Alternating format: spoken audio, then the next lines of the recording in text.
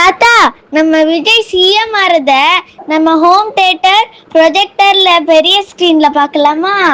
தாத்தா, நம்ம விஜய் சிஎம் ஆகுறத நம்ம ஹோம் தியேட்டர்ல பார்க்கலாமா தாத்தா? நம்ம ஹோம் தியேட்டரில் பார்க்குறோம், அவ்வளோதானே. வாங்க போகலாம், மேலே வாங்க போவோம். சி ஜோசப் விஜய் எனும் நான் அமைக்கப்பெற்ற இந்திய அரசியல் அமைப்பின்பால் உண்மையான நம்பிக்கையும் மாறா பற்றும் கொண்டிருப்பேன் என்றும் இந்திய நாட்டின் ஒப்பில்லாத முழு முதல் ஆட்சியையும் ஒருமையையும்